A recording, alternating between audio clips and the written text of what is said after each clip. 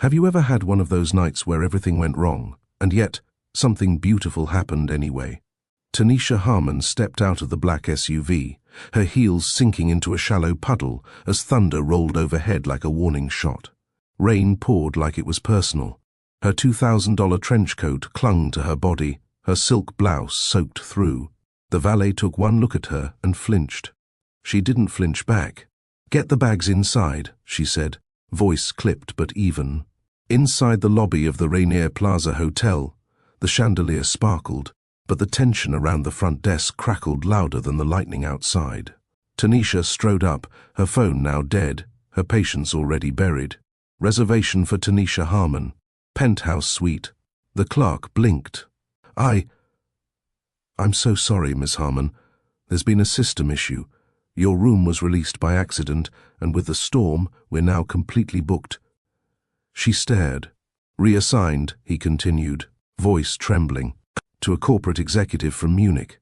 I've already tried contacting him, but—" Tanisha raised her hand slowly. "Let me understand this," she said. "I book a penthouse suite 3 weeks ago. I arrive on time during a Category 1 thunderstorm, and you're telling me I have nowhere to sleep?" The clerk's Adam's apple bobbed. "We have one space left. A shared suite. Technically separate bedrooms, just shared common space. The other guest is a male, ex-military, clean record, polite." Tanisha tilted her head. "So, to clarify, you want me to bunk with a stranger?" He nodded quickly, eyes darting to the manager nearby. "That's all we have." "I'm terribly sorry." Tanisha glanced behind her. The lobby was a sea of stranded travelers with luggage, soaked coats, and eyes pleading for any available space. She looked down at her own waterlogged heels, her laptop bag, and the lightning dancing across the window panes. And for once in her perfect, curated life, she let go. "Fine," she said. "But if he so much as breathes funny, I'm buying this hotel and evicting everyone within a 6-block radius." She knocked once, swiped the key card, and stepped inside. The suite was quiet, dimly lit. She walked in, wheeling her bag behind her, and turned to close the door, only to freeze mid-motion. There he was, shirtless, barefoot, towering. He stood at the edge of the bedroom, towel around his neck, dark jeans riding low on his hips. His chest was cut like marble, scars peeking out beneath a tribal tattoo curling down his bicep. His face, sharp, jaw set, eyes alert. He stared at her the way soldiers probably scan minefields. "You're the billionaire roommate?" he asked. Tanisha dropped her umbrella into the bin and didn't blink. "You're not dead. Good. Let's keep it that way." He chuckled just once and stepped aside, gesturing with one arm. "I took the left room. Yours is on the right. Fresh towels in the hall closet. I won't disturb you." His voice was gravel wrapped in velvet. Deep, measured. "I wasn't expecting company," she muttered, stepping inside. "Neither was I." He turned back into his room without looking again. Tanisha closed her door behind her, dropped her soaked bag, and stared at the plush room. She was used to penthouses and presidential suites. But suddenly, this standard suite, with its dim lights, beige walls, and faint scent of cedarwood, felt human. She pulled off her wet clothes, towel-dried her hair, and wrapped herself in the oversized robe provided. Then she powered up her laptop and settled onto the small couch in the shared living room. She didn't hear him come out at first, but then the scent of coffee hit her. He walked into the kitchenette like he owned it, barefoot and shirtless, and began brewing something dark and strong. "You always this charming?" she asked, without looking up. He glanced her way. "Only when I share rooms with Forbes cover models." She raised an eyebrow. He poured a mug and held it out. "Figured tech billionaires drink artisanal matcha, but this is all I got." She accepted the mug without a word. "Only when we're not trapped in purgatory with sarcastic soldiers who think charm is a survival skill." He grinned. "Touché." They didn't exchange names. Not that night. She worked quietly. He read a novel with a torn spine. Around 11:30 p.m., the storm knocked out the cable. "Looks like entertainment's down." Tanisha closed her laptop and exhaled. "Figures. Thai takeout?" he offered, holding up a paper bag. They delivered before the sky broke open. She blinked. He pulled out 2 cartons and chopsticks, red curry or ginger noodles, and somehow they ended up on the couch, cross-legged, chopsticks clicking, eating in candlelight. She found herself laughing, actually laughing, as he did a spot-on impression of the hotel manager's fake smile. A bolt of thunder cracked so loud that Tanisha flinched involuntarily. He paused mid-sentence. She didn't realize her body had tightened until he reached across the couch. He didn't speak. He just placed his palm over hers. Not demanding, not suggestive, just stillness. Storms, he said softly. They always sneak up on you. Tanisha nodded slowly. So do nights like this. The storm didn't let up. Rain slapped against the window like it was trying to get inside, but the suite remained warm, quiet, suspended in time, the kind of night that doesn't feel real until you're telling someone about it years later. Tanisha sat with her knees tucked under her robe, balancing a carton of noodles on her lap. Everett, still nameless to her, leaned back on the opposite end of the couch, chopsticks in hand, ankle resting on one knee. The faint light of a phone screen lit his face as he scrolled. "You always this relaxed?" she asked. He glanced up. "Only when I don't have to fight my way through traffic, clients, or a grocery store parking lot." She smirked. He set the phone aside. "You always this uptight?" "Only when people ask me questions like that." They both laughed. It wasn't the kind of laughter she was used to, the polite kind, the kind that echoed across boardrooms but never touched her ribs. This was different. This was real. The next boom of thunder cracked so loud that the walls trembled. Tanisha instinctively curled closer to herself, wrapping her arms tighter. A habit born from childhood storms and a mother who always worked the night shift. Everett saw it. He didn't say anything. He just stood, walked over to the small minibar, pulled out a hotel blanket, and gently draped it over her shoulders. She stiffened, but only for a moment. "Thanks," she murmured. He settled back into the armchair this time, closer to her, still a respectful distance. There was silence for a moment, then his voice, soft but certain. "I used to hate storms." She looked over. He stared at the rain. They reminded me of things I couldn't control. The battlefield was loud, but a thunderstorm was louder in my head. Tanisha didn't ask for details. She didn't need them. The weight behind his words was enough. "I hated them too," she said after a beat. "My mom used to work nights, left me with an old radio and a cold apartment. Thunder used to sound like arguments waiting to happen." Their eyes met, and in that moment, 2 people from very different worlds weren't so different at all. "Ever been married?" he asked suddenly. She raised an eyebrow. That escalated quickly. "Curious. You're not wearing a ring, but you carry yourself like someone who's had to hold more than her heart together." Tanisha exhaled slowly. "No, I married my company. It cheats on me with investors, but at least I get the tax benefits." Everett chuckled. "That's dark. I like it." She set the noodle box aside. "What about you?" He hesitated. "Once. For 2 years. She couldn't handle what I brought back from the war." Silence. Then Tanisha leaned back, arms folded. "You know what's funny?" "What?" "You're the first stranger I've talked to like this in, maybe forever." He looked at her. "Same." The power flickered once, then went out. The suite dimmed until only the flickering glow of stormlight bounced across the walls. Tanisha stood slowly. "Well, that's inconvenient." Everett grabbed his phone and turned on the flashlight. "I've got emergency lights in my gear. Give me a sec." He disappeared into his room, returning moments later with a small tactical flashlight that lit the space with a soft white hue. She watched him work, noticed how steady his hands were, how prepared he seemed, even in chaos. "You always this capable?" she asked. He grinned. "You always this impressed?" She rolled her eyes, smiling despite herself. They ended up back on the couch. Blankets, flashlight set in a glass tumbler like a DIY lantern. You ever regret it? She asked. What? Serving. He paused. Not for a second, but I regret what I lost afterward. Tanisha nodded. She understood that kind of loss. Not from war, but from power. From climbing so high that everyone else starts to look like ants. Even the people who once mattered. Sometimes I wonder who I'd be if I wasn't running a company, she whispered. Or being someone's headline, or someone's envy. He didn't answer. But the way he looked at her, without expectations, without greed, was answer enough. They didn't plan to fall asleep on the couch.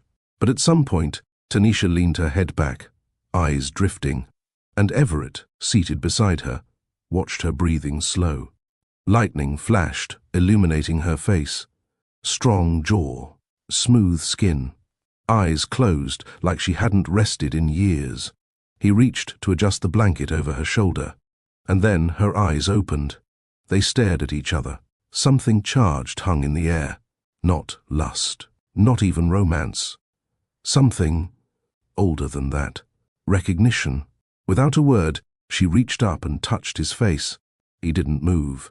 And when she kissed him, it was soft, almost unsure, like she was asking a question and hoping for yes. He answered. The sun peeked through the storm-streaked windows. Rain still pattered, but gentler now, like the sky had exhaled. Tanisha stirred in the hotel bed, the unfamiliar scent of cedar and sandalwood on her pillow. She turned slowly. The other side of the bed was empty. Everett was gone. She sat up, heart lurching. Then, on the edge of the nightstand, a note, folded once, blank outside. Inside, nothing. Just a hotel towel, neatly folded on the couch. Just silence. She stood under the hot shower longer than necessary, letting the water rinse away the memories of last night, except she didn't want them gone. She dried off, dressed, and left with no goodbye. No last name, no number, no idea what his life was.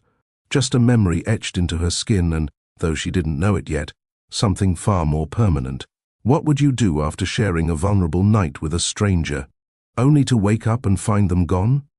Have you ever had a once-in-a-lifetime moment with someone, but never learned their name? Tell us in the comments. Like this video if you've ever loved, lost, or wondered what if. Chicago. Monday, 6:15 a.m. The wheels of the private jet touched down smoothly at Midway Airport, but Tanisha Harmon felt anything but grounded. Her eyes were open, but her body was still somewhere in Seattle, in a dim hotel suite, beneath soft blankets, beside a man whose name she never asked. She'd spent the entire flight trying to write him off as a mistake, but no spreadsheet, no executive memo, no mental whiteboard could organize what she felt right now. And that terrified her more than any boardroom crisis. As the jet rolled into its hangar, her assistant Saad was already waiting on the tarmac with an umbrella, coffee, and 3 iPads. You're 3 hours early. What happened to the keynote brunch in Seattle? Tanisha didn't respond. Saad blinked, eyes narrowing behind thick black-rimmed glasses. Girl, why do you look like you didn't sleep, but feel like you did? Tanisha brushed past her and climbed into the back seat of the tinted Escalade. What happened to my NDA folder for the new Raventech acquisition? Saad slid in beside her, right-hand side. But we're going to circle back to this energy you're giving off, ma'am. The ride into the city was quiet. Tanisha stared out the window, watching early morning Chicago stretch and yawn through fog and headlights. Every bump in the road made her stomach tighten, not from illness, but from memory. His hands, his voice, his stillness. She didn't even know his full name. Just Everett. She could still hear his voice in the way the wind hummed between traffic lights.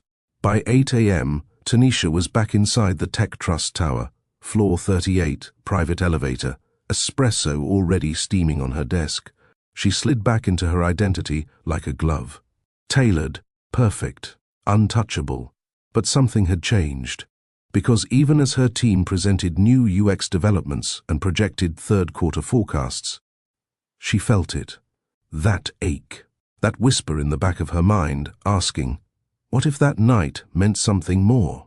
Later that day, Shade cornered her in the executive lounge. You haven't made a single sarcastic remark since 7 a.m. That's either personal growth or emotional constipation. Tanisha looked up. I'm fine. No, you're in love, or in shock, or pregnant, or all three. Tanisha choked on her espresso. I'm kidding, Sade said, then paused. Unless I'm not. Tanisha stared at her. Oh. Oh, God. Said. Tanisha, she shouted. Tell me you did not just confirm you had thunderstorm baby-making with a man whose last name you don't know. Tanisha groaned and buried her face in her hands. I didn't plan for it, okay? It wasn't some rebound or itch. I don't even know how it happened. We were just talking. And then, was he fine? Tanisha shot her a look. Fine, fine, Sade said, mouth widening into a grin. He was quiet, ex-military, smart, scar on his ribcage, smelled like firewood. Sade fanned herself. Okay, ma'am. So you had coffee, curry, and combat cuddles. Got it. 3 weeks passed. The nights got longer. Chicago weather turned crisp, and Tanisha, structured, rational, always on schedule Tanisha, started falling asleep in meetings, gagging at the smell of espresso, feeling off. She told herself it was stress, jet lag, burnout, until one morning she opened her purse and pulled out a peppermint, and almost vomited on the spot. She stood in the executive bathroom, clutching the sink, staring at her reflection.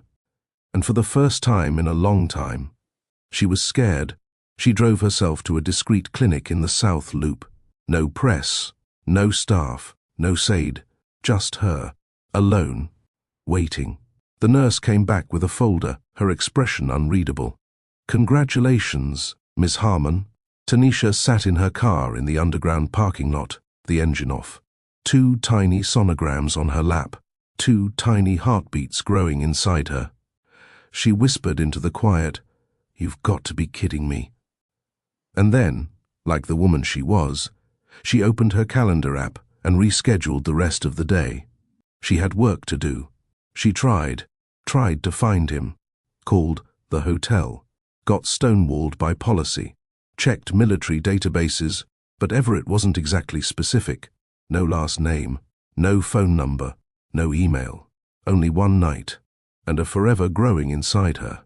So she did what powerful women do, she moved forward. Alone.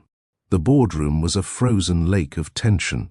Across a long mahogany table, 12 division heads watched Tanisha Harmon lead Tech Trust's quarterly summit with a kind of poise that had made her the youngest black female billionaire in American corporate history. Her navy dress was tailored, her voice crisp. Every word was measured, every number delivered with precision. She was 5 minutes away from closing a $120 million defense logistics software deal. And then, her water broke. Not quietly. A sharp breath escaped her. Her body froze. Everyone turned. Tanisha calmly slid her chair back. "Excuse me," she said, her voice so composed it might as well have been a calendar reminder. "This meeting will reconvene in 72 hours. She walked out of the room, water soaking through the back of her dress. Her assistant, Saad, already on the phone, met her halfway down the hallway. "The car's downstairs. I've got your overnight bag. And yes, I called in private security so the media won't follow us." Tanisha grunted, one hand pressed against her belly. "You know, for once, I'm glad you're over-prepared." "Ma'am," Sade smirked. "I bought the hospital a private wing." "You're welcome." Chicago Memorial was a fortress that night. Closed wings, blacked-out windows, and a security team tighter than a presidential motorcade. Tanisha's contractions came fast and without warning. She gritted through every one without a single scream. Her doctor, a kind woman with kind eyes, gently announced the words that made time stop. "You're having twins." 6 hours later, in a dim, quiet room, Tanisha held them. Liam. Then, Lily. Liam came out with a full head of curls and fists already clenched like he was ready to fight the world. Lily followed, calmer, eyes wide like she'd seen lifetimes. Tanisha stared at their tiny faces. the same hazel eyes, her lips, and his jawline. She didn't cry, but something cracked inside her that no amount of steel or silence could hold back. "Hi," she whispered. "I'm your mama. And you don't know it yet, but you've already saved me." 3 weeks later, the world found out. It wasn't planned, but one overeager nurse posted an anonymous congratulations tweet with a blurry photo of 2 bassinets. The internet did its thing. By the time Tanisha held her morning tea, the Chicago Weekly had already published its cover. Tech Queen welcomes twins billionaire Tanisha Harmon, breaks silence with surprise birth. The article didn't mention Everett. How could it? She still didn't know his last name. Everett tossed the newspaper across the kitchen table. His roommate Herbert looked up from his cereal. "You okay, man?" Everett didn't speak for a moment. Then, slowly, he picked up the paper again and turned it around. There she was. Tanisha, standing at the steps of a private clinic, baby carriers in both arms, a navy trench coat, sunglasses. The headline, sharp as lightning. But it wasn't the caption that punched him. It was the babies, Liam and Lily, 2 perfect little faces, staring at the camera. With his eyes, Everett's voice dropped to a whisper. "That's her, hotel storm nighter?" Herbert asked. Everett nodded. "And those kids, they look like—" "Yeah," Everett said, already grabbing his keys. "Yeah, they do." It wasn't hard, not when you really tried. She was a billionaire, a public figure. She gave speeches, led panels, owned a downtown high-rise. But when Everett showed up at Tech Trust Tower, the security detail was ready to escort him out. Until Sade walked by. She froze mid-step. "You," she whispered, eyes wide. "You're Storm Night guy." Everett took off his cap. His voice was quiet. "I think I'm their father." Tanisha was reviewing prototype specs when Said's voice crackled through the intercom. "I know you're going to kill me, but there's someone here you need to see." She didn't have time for cryptic messages, but the moment her door opened, she knew. Everett stood there, hands in his jacket, eyes never leaving hers. Tanisha's grip tightened around her coffee cup. Her breath caught in her throat. "Everett?" He took one step closer. "We need to talk." They sat outside, on the private terrace overlooking the city skyline. Chicago was chilly, but Everett didn't seem to notice. He held a photo of the twins in his hand, an image from the press. Tanisha watched him. "I didn't plan to leave that morning," she said, "but I didn't know how to find you." "I looked for you too," he replied, "but I only had your first name." And a thunderstorm, silence fell. Then softly, he said, "You meant something to me." Tanisha's voice was barely a whisper. "I didn't want to believe that night could matter, but it did." He nodded slowly. "Can I meet them?" The room was warm, with soft lullabies humming from a Bluetooth speaker tucked in the corner. 2 bassinets stood in the center of Tanisha's condo living room, side by side like they had always belonged. The curtains were drawn, bathing the room in the late afternoon amber glow of a Chicago sun. Everett stood still, hands clenched, breath uneven. His eyes locked on them, tiny fists, tiny feet, tiny versions of him. "That's Liam," Tanisha said softly. "He's the loud one." Everett's lips parted as the baby on the left let out a sleepy grunt. "And that's Lily. She likes staring contests. She always wins." Everett slowly stepped forward. He dropped to his knees beside the bassinets, his rough fingers trembling as he reached down. Liam yawned, stretching one chubby hand toward him. Everett didn't touch him at first. He just stared. Then, with a breath like a prayer, he held out a finger. Liam grabbed it instantly. Everett exhaled, and it sounded a lot like a sob. "I've never held a baby before today," he admitted. Tanisha, watching from the couch, smiled. "That makes 2 of us, until 9 weeks ago." Everett gently scooped Liam into his arms, supporting his head the way he'd seen in every parenting video over the last 24 hours. The baby nestled into him like he'd been waiting for this moment all along. Lily followed, her wide eyes blinking up at Everett as he held her like crystal. "She has your eyes," he said, voice cracking. "They both do," Tanisha whispered. Everett sat down on the floor, both twins in his arms, tears slipping silently down his cheeks.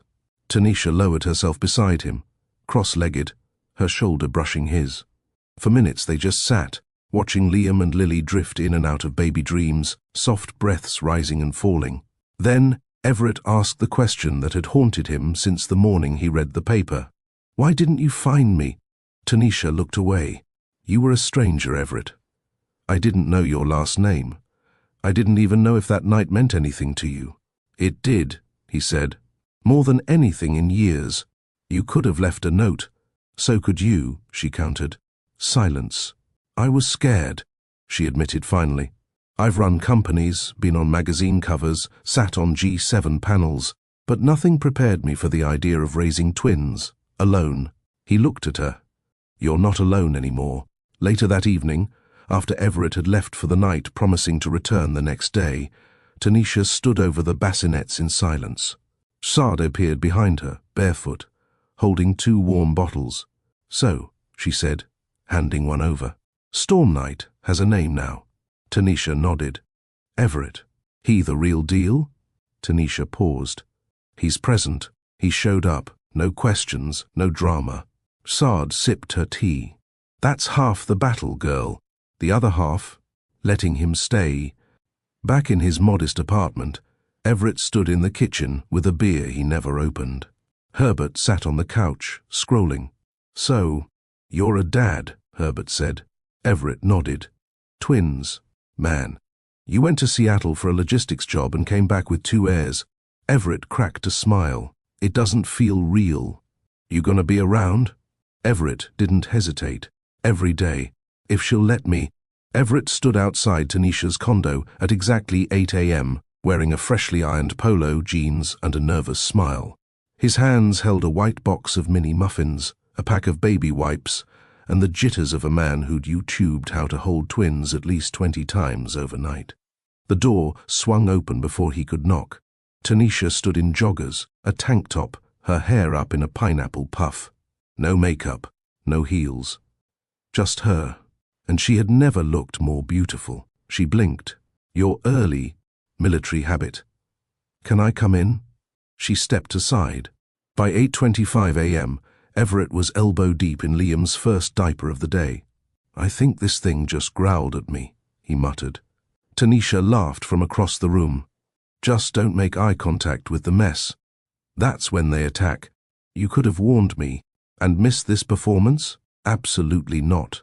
It took him 3 wipes, a mini panic attack, and Lily's judgmental stare from the bassinet. But he did it.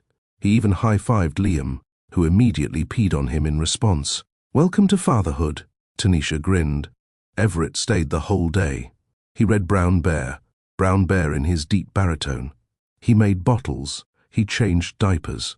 He learned how to bounce Lily without jostling her curls. And Tanisha? She watched. Not because she didn't trust him, but because she wanted to.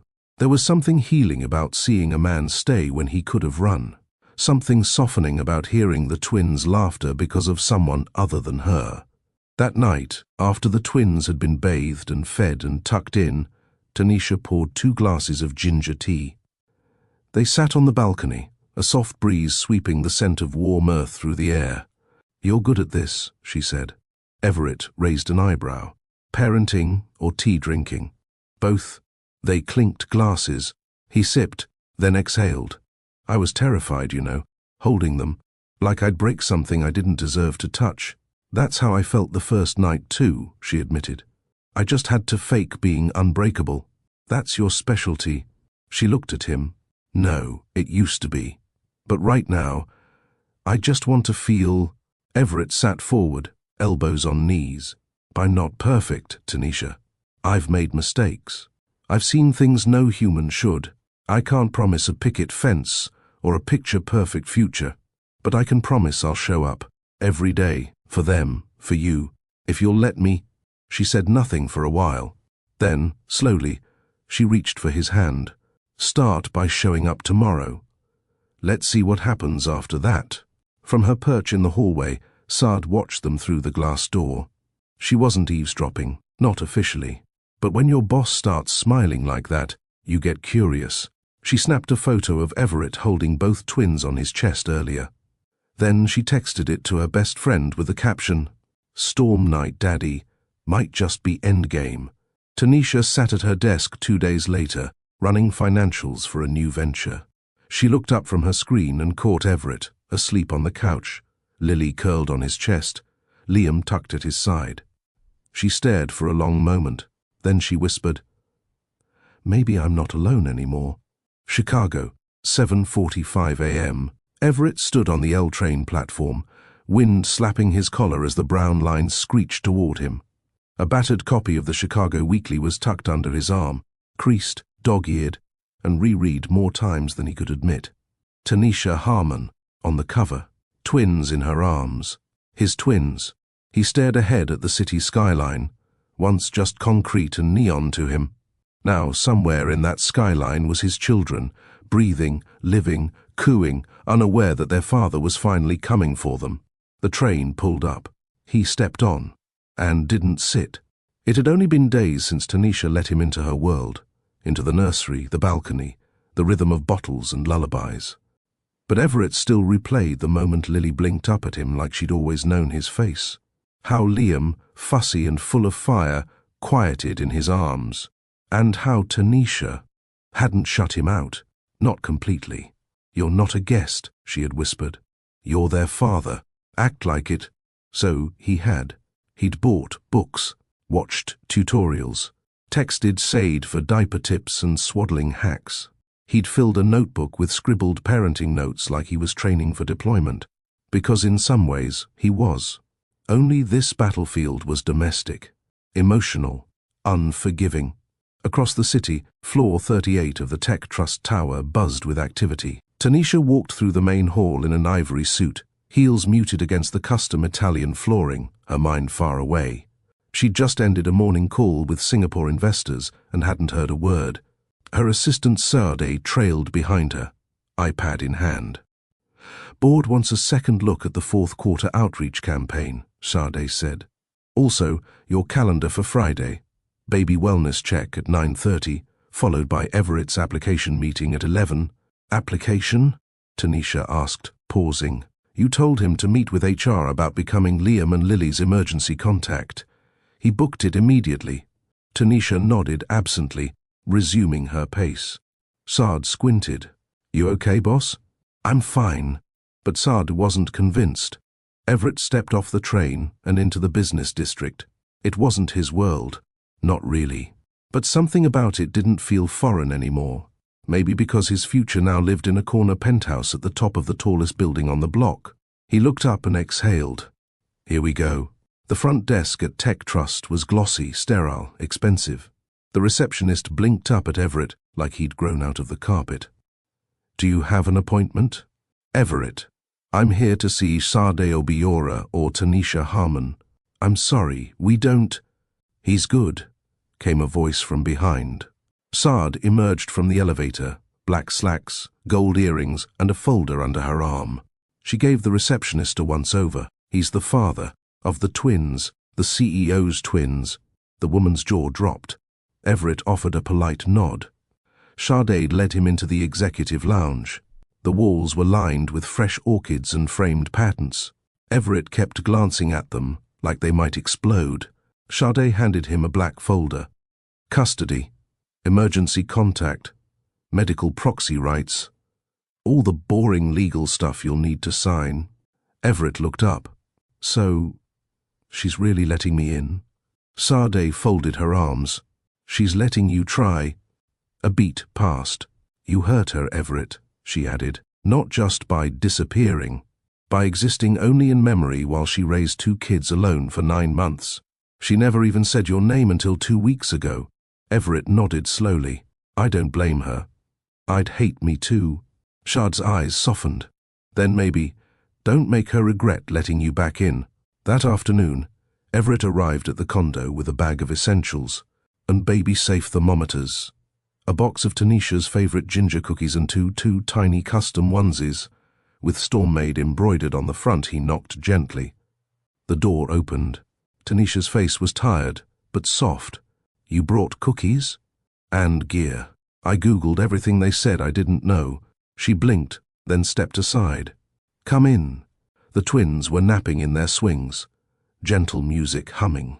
Tanisha stood at the kitchen counter, sipping tea, while Everett rinsed a bottle. "You don't have to try this hard," she said suddenly. He looked up. "Yes, I do." She frowned. "Because you think I'll push you out again?"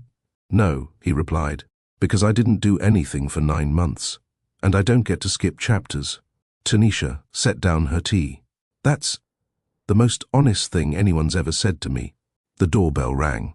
Tanisha frowned. "I'm not expecting anyone." She opened the door. A woman in a slick blazer and patent heels stood smiling. "Hi, Ms. Harmon. I'm Shelby from Chic CEO magazine. We'd love to feature you and the twins for our Women in Power campaign. Just a quick photo."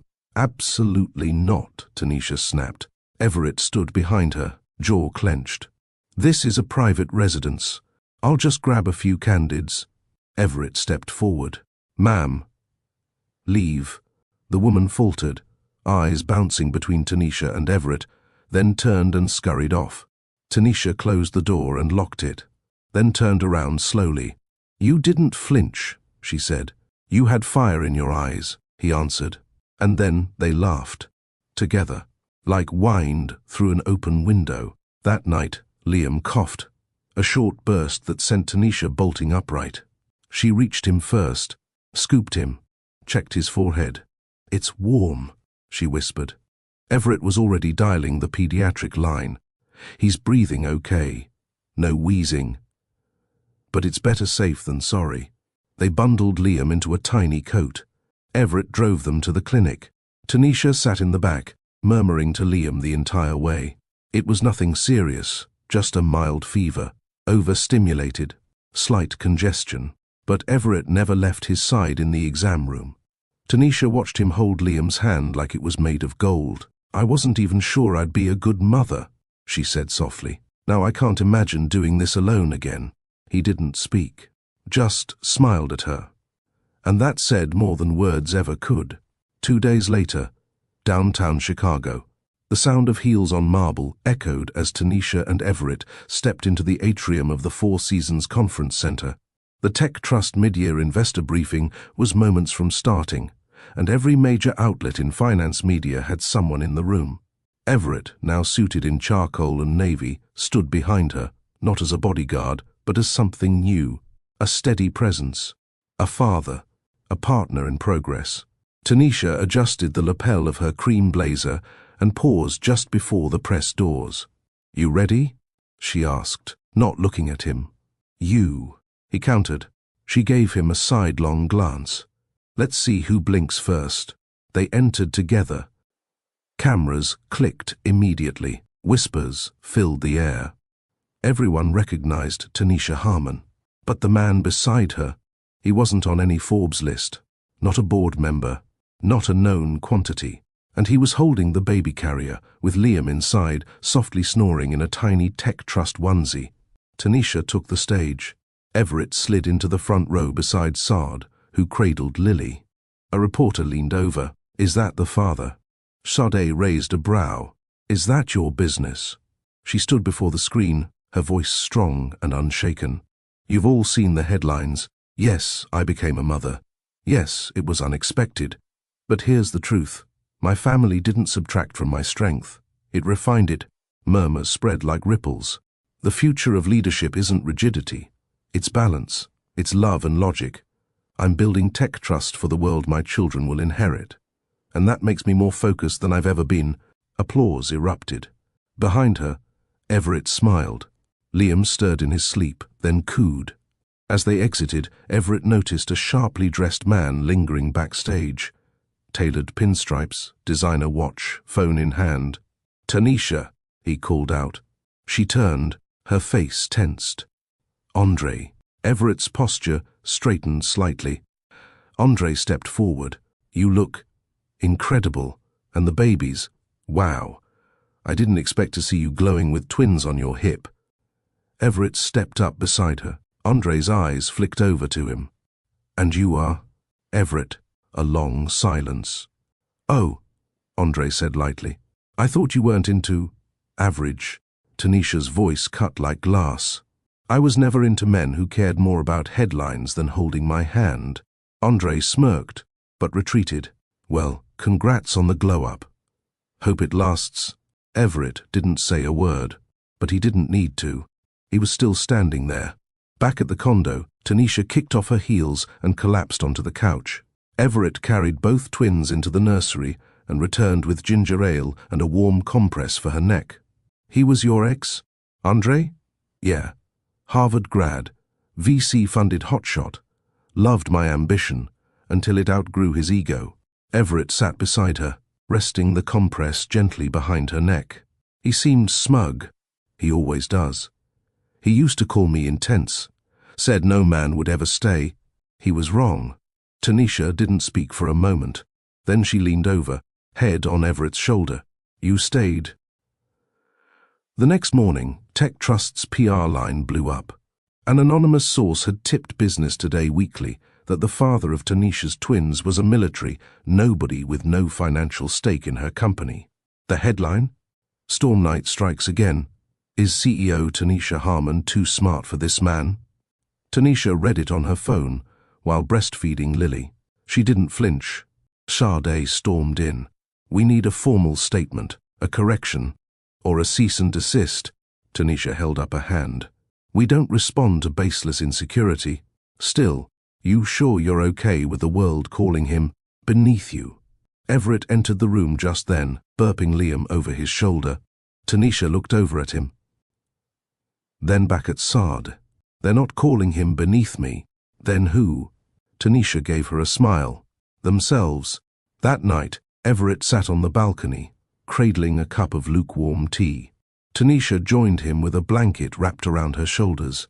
That article, he said quietly. It wasn't wrong. I'm not in your world. I never will be. Maybe not, she replied. But you're in mine. That matters more. He looked at her. People are watching you, judging you. You could lose respect, endorsements, influence. I'd rather lose fake respect than lose you. That silenced him. She reached over, slid her fingers into his hand. You don't need to be powerful, Everett. You just need to be present. You sure? She leaned in. Stay. Prove it. The next weekend, Tanisha took a rare full day off. They picnicked in Lincoln Park, under the fall trees, surrounded by leaves and laughter. No suits, no phones. Just them. Everett lay on the blanket with both twins curled on his chest. Tanisha sat cross-legged beside them, watching a family she never expected to have form like constellations across a sky she used to navigate alone. As the sun dipped low, Everett whispered, You ever wonder if the storm was divine interference? Tanisha looked at him. No, she said. I know it was. Sunday morning, 6:18 a.m.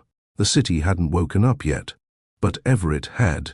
He sat in the nursery, barefoot, wearing a faded grey tee and navy sweatpants, with Liam dozing against his chest and Lily curled in the crook of his left arm.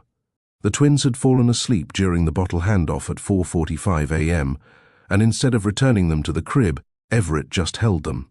Not because he had to, because he wanted to.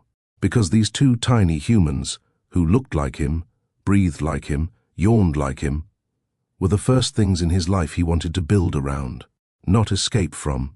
Across the hall, Tanisha stirred in bed. She reached instinctively for the baby monitor and saw the glow of Everett's back, steady, rocking. She watched for a while, eyes soft, breath still. She'd fought so hard to carry everything alone. Now, for the first time in a year, her house felt like a home with more than one set of shoulders carrying the weight. She closed her eyes again. This time, she actually slept. By 9 a.m., Everett had made pancakes, bathed the twins safely and without soap in their eyes, dressed them in matching onesies, and was dancing with Lily on his hip to Marvin Gaye in the living room. Tanisha walked in and froze. He spun slowly, holding Lily gently by the waist like she was floating. She squealed with laughter. He looked up and smiled. "Good morning." Tanisha folded her arms. "What's all this?" "Soulful Saturday, upgraded to Sunday edition." "And who appointed you DJ Daddy?" "Liam," Everett said seriously. "He has great taste, strong preference for old-school Motown." Tanisha shook her head, smiling despite herself. Later, while folding baby laundry, she caught herself watching him again. Not in judgment, not in caution, in admiration. Everett had gone from ghost to guardian in less than 2 weeks. No panic, no praise-seeking, just presence. And her heart, once concrete and steel, was beginning to remember what softness felt like. "So," Sade whispered, as they watched Everett spoon-feeding Liam mashed banana later that day. "You two, you know." "No," Tanisha said. "Not yet. Maybe not ever. He slept over last night, though. To help. For the twins." I'm just saying, boss. I've never seen you let a man operate the dishwasher in your kitchen." Tanisha looked down. "I haven't either." She didn't recognize the number, but she answered out of habit. "Tanisha." The voice made her skin crawl. "Andre, why are you calling me?" she said flatly. "Because I saw the interview," he replied. "You and him, the kids, the narrative." "There is no narrative." "There is now. You look like a charity case. You're letting some ex-military orphan into your empire. What does your board think? What I do with my life and my family is none of your concern. Just remember, investors don't bet on women who get distracted." Tanisha hung up without a word, then blocked the number. Everett pushed the stroller slowly through the park. The twins were cooing, wide-eyed at the trees. A woman jogging by slowed down. "They yours?" Everett looked up, surprised. "Yeah," she smiled. "Lucky babies." He watched her jog away, then looked down at Liam and Lily. "Nah," he said quietly. "I'm the lucky one." That night, over baked salmon and garlic couscous, Tanisha cleared her throat. "Would you ever consider moving in?" Everett blinked. "What?" "I'm not asking for a relationship. I'm just thinking practically. The twins love you. You're already here half the time. Why not just—" He didn't speak right away, then nodded slowly. "If that's what you want." She looked up. "Is it what you want?" He held her gaze. "I want to be wherever they are. Wherever you are." 3 weeks later, Everett was no longer a guest. His toothbrush lived in Tanisha's marble bathroom now, tucked beside her jade one. His boots rested beside her heels at the entryway, and the twins had started reaching for him even when Tanisha was right there. The condo had changed, not in design, but in rhythm. There was laughter during breakfast, wailing at 3 a.m., diaper pails and burp cloths, and Everett humming lullabies off-key while making midnight bottles. And Tanisha? She'd stopped looking over her shoulder, started sleeping more, started trusting silence again. But peace rarely lasts forever. On a Tuesday morning, while reviewing updated contract clauses with the legal team, Sade entered Tanisha's office looking visibly rattled. "You need to see this," she said, sliding her phone across the table. A video played, grainy, filmed by someone behind a potted plant. It showed Tanisha and Everett kissing in the park, Lily asleep in the stroller beside them. A warm moment, a real one. But the video was captioned, "Is this the man behind Tech Trust CEO baby scandal? Unknown ex-soldier now living with Harmon, gold digger or co-parent?" "It's trending," Sade added grimly. "Already hit 700K views in the last 2 hours."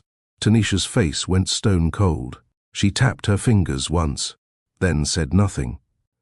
That afternoon, Everett opened his email to find a message from a former commanding officer. Ignore the noise. Some people only see headlines, not heart. He didn't understand at first, until he opened the link and watched the video. His jaw clenched, not from embarrassment, from rage. Not at Tanisha, at himself, for not preparing for this. Tanisha walked through the door with her coat still buttoned. She looked exhausted. Everett stood with a burp cloth over his shoulder, rocking Lily. They didn't speak right away. Then, "You saw it," she said. "Yeah." The board's split. Half of them are backing me. The other half thinks I'm exposing the company to gossip. That it looks unprofessional. Because of me. She said nothing.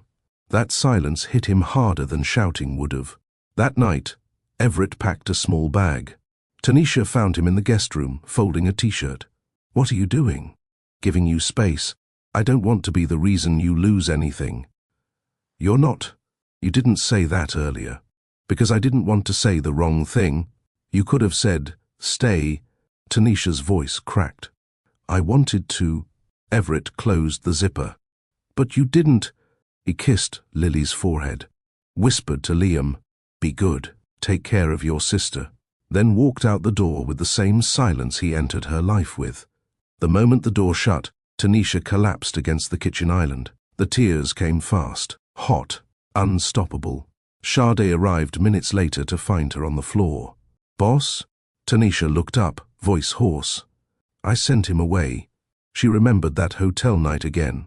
The Thai food, his steady voice during the thunder, how he'd touched her hand like it was glass. Not something to possess, something to protect. She remembered the softness in his eyes, the warmth of his palm on her belly the night before her water broke. "He's not just their father," she whispered. "He's my peace." Herbert didn't ask questions. He just tossed Everett a pillow and turned down the volume on the game. "You messed it up?" "No. I protected her. You left, didn't you?" Everett looked away. She didn't say stay, maybe because she wanted to see if you'd fight for it. Over the next 2 days, Liam refused bottles from anyone but Tanisha.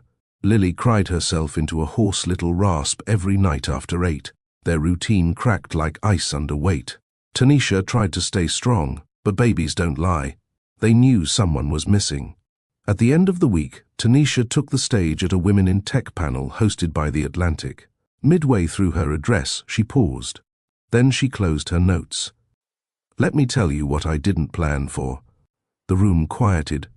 "I didn't plan for a man who held my babies at 4 a.m. without asking for credit, who learned how to change a diaper from YouTube videos and asked for co-parenting forms before asking for my heart."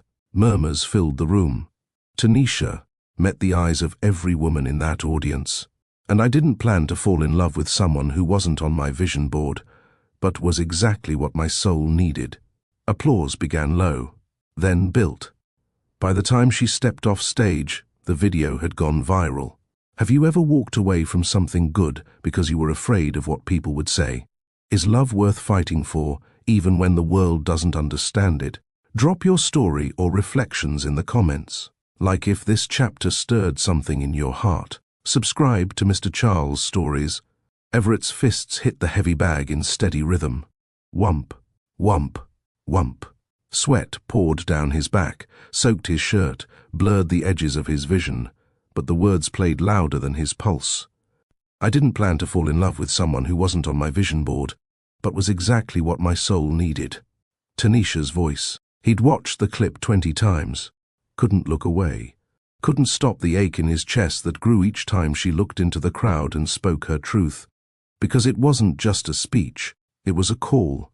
Herbert leaned against the ropes. "So," she finally said it out loud. Everett stopped the bag, letting it sway. "Yeah, and you're still punching bags instead of kissing the woman?" Everett wiped his brow. "She deserves someone steady, someone who's not always waiting for the other shoe to drop. And yet, you're the only one who showed up for her without asking for anything in return." Everett dropped onto the bench. "I don't want to be a burden." Herbert tossed him a towel. "Brother, you're a home. Stop standing outside of it." Tanisha sat on the nursery floor in her robe, both twins in her lap, flipping through a board book on animals. But her heart wasn't in it. Lily kept glancing toward the front door. Liam kept wiggling for something, or someone, not present. And Tanisha kept checking her phone. No missed calls, no texts. She whispered, "Maybe you meant it, Everett. Maybe you didn't." The doorbell rang. Her heart jumped. But it was only a delivery from Tech Trust. Later that evening, Sade arrived with groceries and a raised eyebrow. You look like someone put your heart in rice after it fell in water. Tanisha tried to laugh, but it came out tired. I said it all, Saad. In public, in front of press, clients, my board. I told the whole world that I love a man who makes mashed banana for your babies and hums Marvin Gaye at 3 a.m. Tanisha nodded. And he's still gone? He probably thinks I don't want him back. Then tell him, girl, you're not waiting on a Hallmark card. This is your life. At 11:17 p.m., Everett's apartment buzzer buzzed. He looked up from his couch, confused, then walked to the door. And there she was, Tanisha, in sneakers, no makeup, hoodie under a trench coat, hair pulled back in a loose bun. She didn't speak, just held up her phone and hit play. It was a video, the twins giggling. Then, Tanisha's voice on top of it. They miss you. I miss you. If you're not home by sunrise, I'll start looking for you all over again. Everett's heart stopped. Then he opened the door. They strolled down his quiet street, hands not touching, but hearts speaking in silence. You didn't have to come here, Everett said softly. I did. I've never chased anyone before. I never had to. So, why now? Because this time, I'm not chasing a man. I'm chasing my family. He stopped walking. Turned to her. You meant what you said. All of it. He exhaled. I'm scared. She nodded. Me too. But we don't have to do it alone anymore. At 5:45 a.m., Everett carried both twins back into the condo in his arms. They barely stirred. Tanisha walked beside him, unlocking the door. Inside, the apartment smelled like lavender and cinnamon. Home. He kissed Lily's head, then Liam's, then turned to Tanisha. You sure? She nodded. I've never been more sure of anything in my life. Sunlight filtered gently through the blinds, casting golden stripes across the nursery floor. Everett sat cross-legged on the rug, Liam in his lap, and Lily clumsily attempting to put a pacifier in his mouth. She missed by a mile, but giggled like she won an award. Tanisha leaned against the doorway, arms folded, watching the man who'd once been a ghost become the center of her children's world. And slowly, hers again. 8:12 a.m. Kitchen. Everett poured almond milk into Tanisha's smoothie glass and slid it toward her. She arched an eyebrow. You remembered? Banana, oat, cinnamon. No chia seeds. I pay attention. She smiled. You've been back 2 days, and already my blender's being bullied.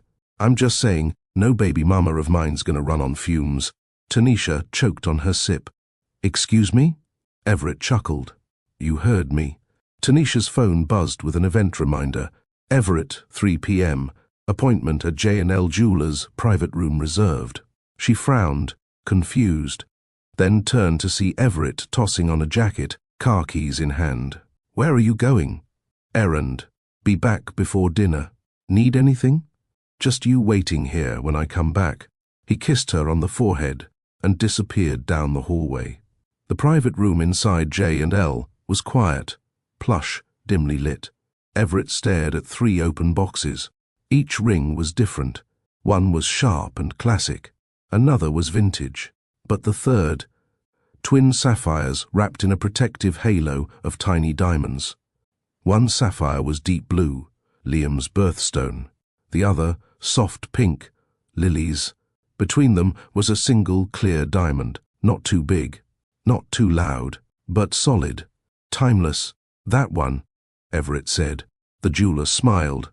At the condo, Tanisha had just finished feeding the twins when she noticed something on the kitchen counter. A folder. Inside, legal paperwork.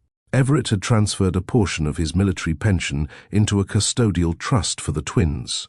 There was a letter attached. They're not just yours, they're ours. I didn't give them my name, but I'm giving them my everything. Tanisha closed the folder slowly and stared at the skyline. That evening, the 4 of them walked through the botanical garden. Everett carried Lily on his shoulders, while Tanisha pushed Liam in the stroller. A few passers-by smiled at them. One older woman leaned over and whispered to Tanisha, "You look so happy. Don't let the world talk you out of it." Tanisha squeezed Everett's hand. When they got home, Tanisha noticed fairy lights strung across the back patio. A blanket had been laid out. Soft jazz was playing. The twins were asleep, monitors nearby. And Everett? He stood by the table with a small velvet box in hand. "Don't panic," he said quickly. "This isn't a proposal." Tanisha blinked. "It's a promise." He stepped closer. "You gave me the chance to be a father. You didn't have to. I missed the first chapter, but I'm here for every chapter after. This ring? It's not about marriage. It's about partnership, co-parenting, showing up. It's about making sure these two grow up never questioning who stood beside you, even on the hard days." He opened the box. The ring sparkled in the moonlight, subtle, elegant, and full of meaning. "If someday it becomes more, I'll be the luckiest man alive. But tonight, I just want to hear one word from you."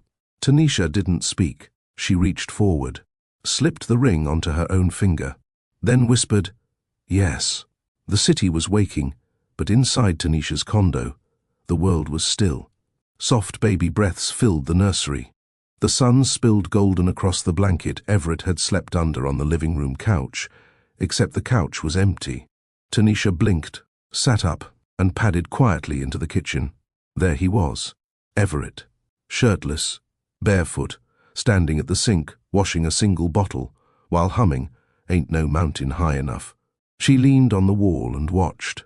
No performance, no awareness, just him, quiet, present, devoted, and suddenly, she couldn't breathe. Not from fear, from feeling. Her mind flashed to that thunderstorm night in Seattle. The couch, the candlelight, the way he'd looked at her like she was the most unexpected miracle he'd ever encountered. The way they'd kissed, slow, uncertain, tender, the way she'd left. And now, standing in the doorway of her own kitchen, she realized something terrifying. She hadn't kissed him since, not since the babies, not since reality. The twins were staying with Saad's cousin for the afternoon. A rare break. No board meetings, no diaper changes, just hours. Tanisha poured coffee. Everett stepped behind her, gently rested his hand on her back. "Sleep okay?" "I think so. It's weird not hearing crying every 2 hours. I'll cry if it helps." She laughed, and without thinking, leaned back against him. His chest was warm, safe. They stepped outside together. It was a crisp mid-morning, quiet city hum, birdsong, a sky so clean it didn't seem real. Tanisha wrapped a shawl around her shoulders. Everett poured her a second cup. She looked over at him, really looked. His hair slightly tousled, beard just starting to shadow, eyes tired, but clear, and full of her. They sat, didn't speak for a while. Then Everett turned slightly. "Can I ask you something?" "Anything. Why haven't you kissed me?" She froze. "Since I came back," he added. "You've held my hand, let me hold them, trusted me. But you've never, you know." Tanisha looked down, then said, "Because the first time felt like a mistake. The second time would mean it wasn't." He stared at her. "And now?" She looked at him again. "Now I'm ready for it to mean everything." It was soft. No fireworks, no music, just breath, heat, a decade's worth of emotional armor cracking all at once. His hand cupped her cheek. Her fingers curled against his chest. She kissed him like he was familiar and new, like the answer to a question she never meant to ask. She didn't pull away when he traced her shoulder, didn't flinch when he followed the line of her collarbone, didn't resist when she led him by the hand to her bedroom. It wasn't about sex. It wasn't even about passion. It was intimacy in its rawest form. Two people unlearning pain with each other's mouths. Two bodies telling the truth before their minds caught up. They lay tangled in cotton sheets, breath steadying. No shame, no awkwardness, just warmth, just her head on his chest, his hand tracing patterns on her back. "You good?"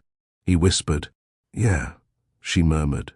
"But if you hum Marvin Gaye again, I might cry." He laughed softly. She smiled. The twins returned home by 7 p.m., gurgling and happy. Tanisha fed them. Everett read them a story. Then, instead of leaving the room, they both stayed, together, all four of them. Lying on the rug, Liam on Everett's stomach, Lily in Tanisha's lap, soft lullabies playing. And for the first time in months, peace wasn't a moment. It was a state of being. The nursery glowed with faint lavender light. Liam stirred in his crib. Lily whimpered softly, but not in hunger, just dreaming. Tanisha stood over them, robe tied loosely, her feet bare against the cool hardwood. Everett entered behind her quietly, wrapping his arms around her waist from behind. "They're still sleeping," she whispered. "So are we," he replied, burying his face into the curve of her neck.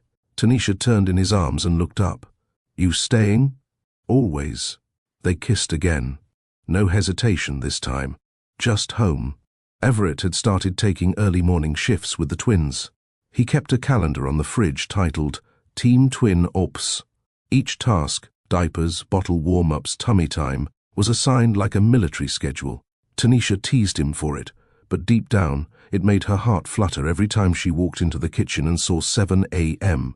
Snuggle Supervision Dad scribbled in Sharpie. That afternoon, while Everett napped with the babies in the nursery, Tanisha stood in the doorway and just watched. His head rested on a pillow beside Liam, one arm curved gently around Lily. His face was soft, mouth slightly parted. He wasn't the Everett from Seattle anymore. He was something deeper, quieter, solid, and so beautiful. She stepped back, closed the door, and leaned against the hallway wall. Then whispered, "I think I love you." She hadn't even told him yet. But she knew. Later that week, Tech Trust's board released a surprise agenda for the next quarterly strategy meeting. Buried in the bullet points, personal conduct and brand alignment. CEO Harmon. Tanisha stared at it. Everett noticed her stiffen as she read, "Problem. The board wants to talk about me, about us." He nodded. "You knew it would come eventually. They think you're too simple, too unpredictable." He raised an eyebrow. "Unpredictable? Because you're not in the 1%. He didn't flinch. "And what do you think?" Tanisha looked him dead in the eye. "I think I built $1 billion company from nothing. I can handle 12 old men who've never changed a diaper." At the board meeting, Tanisha didn't flinch. She answered every question calmly, assertively. No, Everett was not interfering with operations. And yes, the twins had a structured routine. No, her focus hadn't shifted. Yes, she was still delivering results, and more. "Leadership isn't about isolation," she said at the close. "It's about clarity. Love gave me more of it." Then she walked out, head high, and Everett waiting for her in the lobby with a blanket-wrapped Lily on one arm and Liam bouncing in the carrier strapped to his chest. The board members in the hallway watched the scene unfold. Tanisha kissed Everett on the cheek, then looked at them and smiled. "Gentlemen, if you'll excuse me, I have a family to raise." They sat on the couch with wine glasses and soft jazz playing. The twins had finally gone down after a rough teething spell. Tanisha turned, tucked her feet under her, and looked at him. "I didn't say it last night, or this morning, or when I should have weeks ago." Everett blinked. "Say what?" She set down her glass. "I love you." Silence. His eyes softened. He set his wine aside, then pulled her close. "You beat me to it." She laughed. "That's not the goal." "No," he whispered, pressing his forehead to hers. "But you win anyway. Not strangers, not guests, not just parents, but a team, a promise, and something neither of them had dared to dream of since the night a thunderstorm changed everything. The rhythm of life had changed. Gone were the constant alarms, the sterile boardrooms, the flashbulbs of magazine shoots. Tanisha now woke to the soft coos of Lily and Liam, the smell of Everett's Sunday pancakes, even when it was Tuesday, and the sound of laughter echoing off the kitchen tile. She hadn't planned this. She hadn't expected this. But every morning she woke up with Everett beside her, arms wrapped around her waist, their twins nestled between them or babbling from their cribs. She was reminded some blessings didn't arrive in spreadsheets. They came in whispers, warm touches, and hearts that finally stopped running. It came in a thick envelope, hand-delivered, embossed, gold-trimmed. Tech Trust's annual leadership gala, a black tie affair hosted in New York. A room full of journalists, investors, analysts, and every powerful executive Tanisha had ever sparred with on a conference call. "You don't have to go," Everett said, watching her expression as she read the please reply. "I do," she murmured. "They'll be expecting a statement. You already gave them one when you walked out of that boardroom. This time, they expect me to show up with proof that the empire is still stable." He tilted his head. "And by proof, you mean a ball gown and a speech?" She smiled faintly. "And a father standing beside me who isn't intimidated by who I am." Everett leaned on the counter, folding his arms. "You want me to wear a tux? Only if you want the world to see the man who changed mine." He reached for her hand, kissed her knuckles gently. "Then, let's show them." The Waldorf ballroom shimmered with crystal chandeliers. Strings of golden light floated above velvet, draped tables. Waiters moved with precision, champagne trays balanced with ease. Tanisha descended the marble staircase in a navy gown that hugged her curves like it was designed for her alone. Hair swept into a sleek bun, diamond studs on her ears, a quiet power in every step. Everett waited at the bottom in a tailored black tuxedo, no tie, just a crisp, open collar. He'd shaved but left the scruff, and when he turned to see her, his smile almost knocked the air from her lungs. "You look like a queen," he murmured. "You look like someone I'd marry if I didn't already have 2 kids with him." He grinned, held out his arm. "Then I'm already the luckiest man here." As they entered the ballroom, all heads turned. Whispers floated through the room like perfume trails. "That's her. Is that the twins, father? He's not in finance, is he? He looks like a soldier." He was. Tanisha ignored them, but Everett heard every word. He didn't flinch, didn't fidget, didn't shrink. He stood taller. Because he wasn't there to impress them. He was there to hold space beside her. Later in the evening, Tanisha was called to the stage. She took the mic with practiced poise. Her speech was supposed to be about market trends and Tech Trust's forecast. But after 2 minutes of standard rhetoric, she paused, then said, "Success for many of us in this room is measured by numbers. ROI, valuation, shareholder satisfaction. But real success, the kind you carry with you when no one's watching, comes from how you show up when everything familiar disappears." She glanced at Everett, who sat at a table near the front. His hands were folded calmly. He gave her the smallest grounding nod.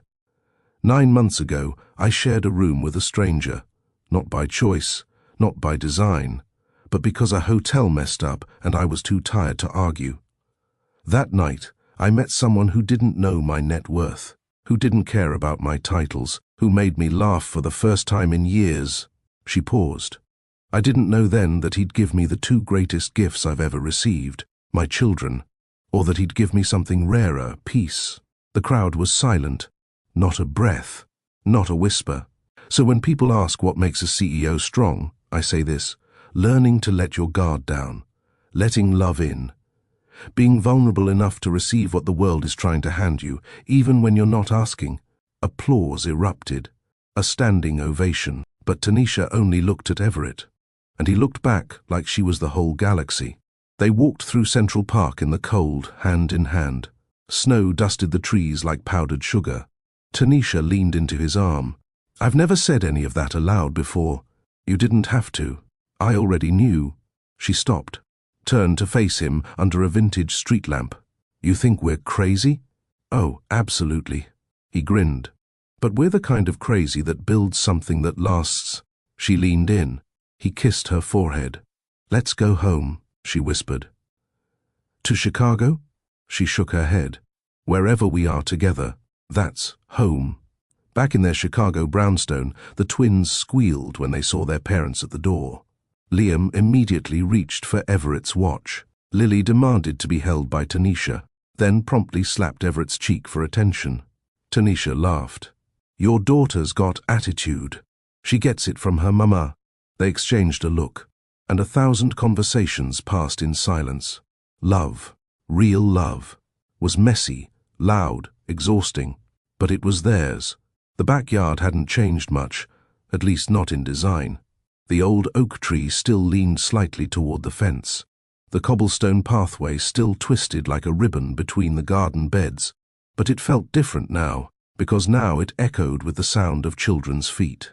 With Lily's giggles as she chased Bubbles, with Liam's squeals as he ran after their golden retriever, Pluto, who'd instantly claimed the kids as his own. And in the center of it all stood Everett, holding a tangle of wires, blinking fairy lights, and a smirk. "Are you sure you know how to string those without electrocuting yourself?" Tanisha teased from the patio door. "Do I look like the kind of man who reads instructions?" He replied. "That's exactly the problem." She watched as he climbed the short ladder and began wrapping lights around the pergola beam. He was meticulous, not just about the setup, but about everything. The kids, the garden, her coffee. He noticed the things no one else had time to see. It was one of the reasons she loved him, and lately she'd stopped fighting that word, love. Not the kind in headlines or declarations across billboards, but quiet love, solid love, the kind that made her forget to check her email at midnight, the kind that made her walk past her home office just to peek in and see Everett sleeping on the floor beside the twins' crib, one arm stretched out protectively. That kind of love? It was loud in the silence. Later that evening, she stepped into the backyard again, drawn by the soft glow now pulsing from every corner. Lights hung in lazy loops above the patio. Candles flickered inside mason jars. A slow jazz tune floated from the Bluetooth speaker. She turned and stopped. Everett stood in the middle of it all, wearing a linen shirt open at the collar, sleeves rolled. In his hand, a velvet box. Her breath caught. Everett. He smiled, but there was something serious in his eyes, something reverent. "I know I'm not the guy anyone expected," he began, voice quiet. "Not the Wall Street husband, not the Ivy League partner. I've got scars where most men have degrees." She tried to interrupt, but he held up a hand gently. "I don't have a hedge fund or a 5-year plan, but I have this." He tapped his chest. "I have a heart that finally knows what peace feels like. Because of you, because of us." He opened the box. Nestled inside was a delicate ring, rose gold band, 2 sapphires side by side, with a diamond resting just above. One for Lily, one for Liam, and one for the night that gave me all 3 of you. Tanisha covered her mouth. Tears filled her eyes. He stepped forward, kneeling, not because tradition demanded it, but because some moments deserved the humility of being eye level with destiny. "I'm not asking you to change who you are," he said. "I love exactly who you are, and I don't need a ceremony to make us real. But I want one, because I want the world to know what I already feel every time I hold you at night." A pause. "Tanisha Harmon, will you marry me?" It was quiet, the kind of quiet that fell right before everything shifted. And then, she nodded, through tears, through laughter. "Yes," she whispered. "Yes, Everett. Yes, 1,000 times." He slid the ring onto her finger as the twins, miraculously awake from their nap, rushed into the yard with Sade close behind, filming and sobbing silently. Liam clapped. Lily spun in place. And under fairy lights and the late summer sky, Tanisha kissed him with everything she hadn't known how to say for years. They lay side by side on the patio lounger, wrapped in a shared blanket, the twins asleep in the nursery. "Did you plan that whole speech?" she murmured. "Only the part where I said your name right." She laughed. "You nailed it." He turned, his hand brushing over hers. "I meant every word. You're not just my kid's mother. You're my safe place." She rested her head on his chest. "And you're the only man who's ever made me feel like I could breathe without proving myself first." They stayed like that for hours, not talking, just listening to the wind, The backyard was alive with light and laughter. Fairy lights twinkled like stars trapped just for them. Children's laughter mingled with soft jazz and the sweet scent of jasmine. Tables were set with warm candlelight, elegant place settings, and platters of Tanisha's favorite foods: roasted chicken, fresh salad, honey-glazed carrots. But the centerpiece was not the food. It was the family. Friends, family, colleagues, faces from every chapter of their lives, gathered under a tent festooned with white roses and soft fabric. Aaliyah and Aaron, Tanisha's closest friends and the twins' godparents, helped orchestrate the day. The children ran and played, their smiles wide and full of joy. Sade beamed, filming every moment with a phone tucked beneath her scarf. Everett stood beside Tanisha as the music shifted to a gentle piano melody. He looked at her, eyes shining with a mixture of nervousness and deep love. Everett cleared his throat, stepping forward. "This didn't begin as love," he said, voice steady, "but it grew into something stronger." He paused, looking at Tanisha.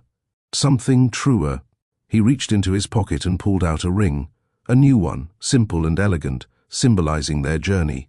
"For Liam and Lily, who taught me what it means to be a man. For you, Tanisha, who showed me how to love without fear." Tanisha's eyes welled as she took the ring. He slid it onto her finger. They faced each other, hand in hand. "Tanisha," Everett began, "I vow to be the man who stands with you, through storms and sunshine, to be patient when the road gets rough, to celebrate every joy and hold every sorrow. I promise to love you and our children with all that I am." Tanisha smiled through tears. "Everett, I vow to let you in when my walls get high, to trust the man who has proven his heart again and again, to cherish the love born from unexpected moments, and to walk with you forever through all of life's seasons." They kissed softly, a seal on promises made. Under soft fairy lights they swayed, slow, tender, close. The twins, sleepy now, nestled in the arms of their godparents. The world shrunk until it was just them and love. Later, as the crowd mingled, Tanisha spoke quietly with Saad. "Do you know what this day means?" Sade smiled. "Yes. It means you won." Tanisha nodded. "It means love doesn't need perfect timing or perfect plans. It means healing comes when you're brave enough to open your heart. It means family isn't just blood. It's trust, growth, and the courage to say, 'I'm here.'" That night, under the stars and the gentle hum of the city, Tanisha whispered to Everett, "This didn't begin as love, but it grew into something stronger, something truer, something worth every step." Everett kissed her forehead, and together they looked ahead, to all the tomorrows still waiting. If this story touched your heart, please like, comment, and subscribe. Tell us below, what does love mean to you when it grows through storms? Share this story with someone who needs hope. Thank you for being part of Mr. Charles Stories. Until next time,